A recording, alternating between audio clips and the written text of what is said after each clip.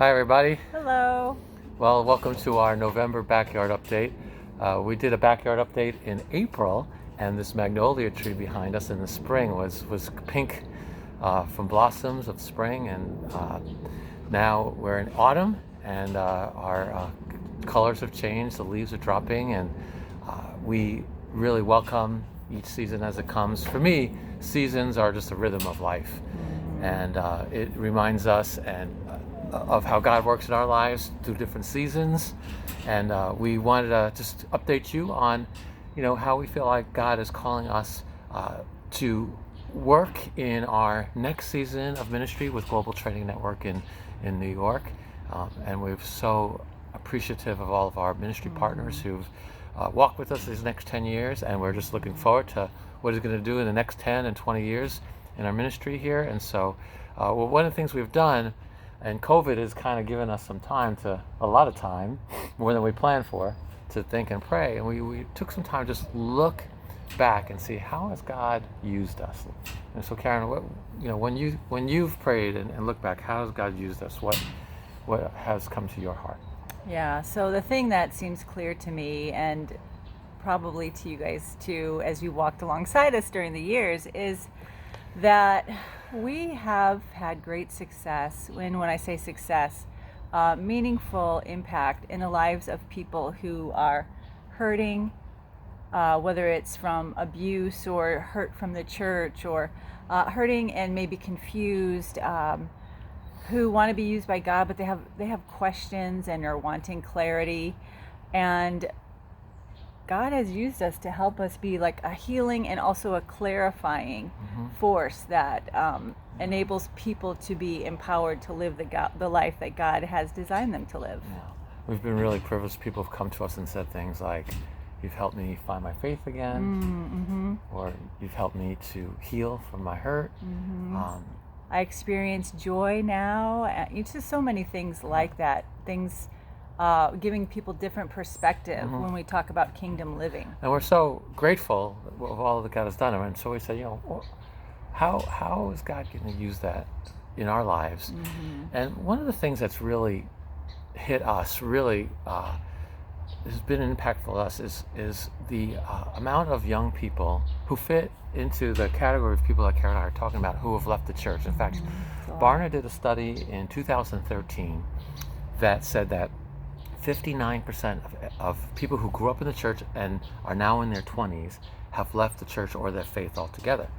And the church responds to that by what? Planting more churches. Let's use more technology. Let's do all these things to try to get these young people back. And we redid the study last year, 2019, and the percentage actually went up to 64%. That means that 2/3 of young people who have grown up in the church have left. And for whatever reason, God has seemed to really help Karen and I connect with people who fit into this category, and we're very grateful for that. And so as we looked, how do we move forward and go where God is going in our lives, right? Church planting has been awesome, but as this tree is turning, we feel like our season of church planting has come to an end, not because God doesn't care about the church, but for us. We have found that our attention, our efforts, our brain power needs to go into mostly doing what we need to do to come alongside. Yeah, and for us, it's really an issue of stewardship, to be focused, especially as we're entering in an older age, is to focus our time and energy, the strengths and gifting and passions in a more directed way. Right. And so what we've done is we've taken the time when we had time off of COVID, and we've started a new project under our ministry with both Global Training Network and the Missionary Church Eastern Region, and it is called No Harbor. And here is our logo, No Harbor. And you can see it's a paper boat floating in a whirlpool, because as we've talked to so many people, that's exactly how they feel. They don't want to leave Jesus, but they feel hurt in the church. They feel without a home. They feel in turmoil. How would you describe where they're at? Well, I just say, yeah, they don't have a place. There's not a place for them to explore and have questions, and it's a bit of losing your mooring, so to speak, but not, like John said, not wanting to lose Jesus. So our hope is to accompany them on this journey. And so we've... I just want to interject. In fact, the demographic that we work well with is millennials and younger, when most other places, most other churches are declining in that demographic. And so that's really why we want to focus our attention for those groups of people. So in subsequent videos, we'll talk more about what is No Harbor, how are we going to operate, what are the values and vision of No Harbor. But for now, let's just say that for us, we want to accompany them on their journey so that they can rediscover Jesus in even a greater way. And not lose their faith in this process. So many people have told us, I have doubts, they have no place to ask questions, no safe place to ask questions.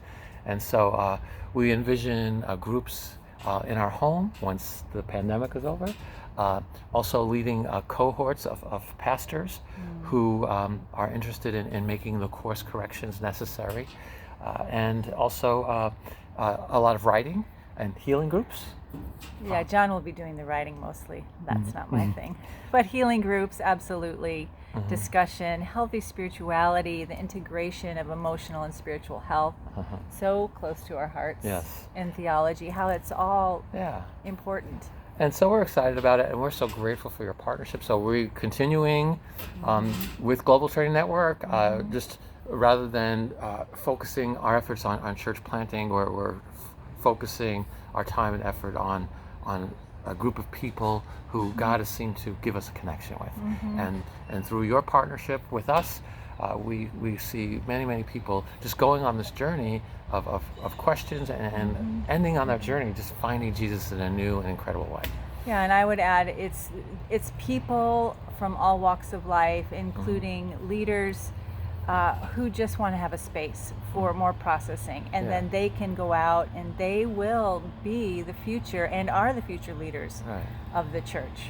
So we're grateful for your partnership. Just a couple of things. In the description of this video, there'll be a link to a sermon that I preached at Axiom last week, which is one of the 6 course corrections that No Harbor is proposing we make. And so it's the first course correction. And if you want to watch that sermon, you're welcome to do that. There's also a podcast that you can download if you'd rather listen in your car or whatever. And then letters and videos coming up. We'll talk more about our work. In the meantime, we're enjoying just the work of ministry. Karen and I just actually this morning had our regional conference of pastors by video. Yeah. Karen gave a message of hope. I also have started meeting with a group of elders in a church plant who asked me to take them through the book Emotionally Healthy Leadership by Pete Scazzaro.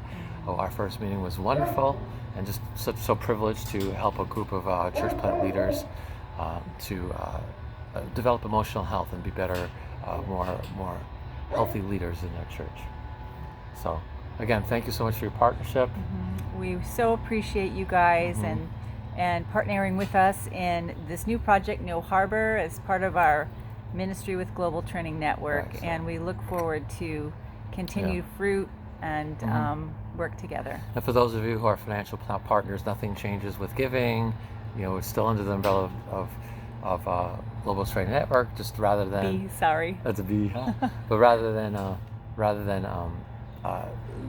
focusing our efforts on our church plant lighthouse, now we'll be focusing our efforts just with these people. So we are grateful for your continued partnership and look forward to the wonderful things that God will do ahead. So we love you, we thank you, and we'll see you soon. Bye-bye.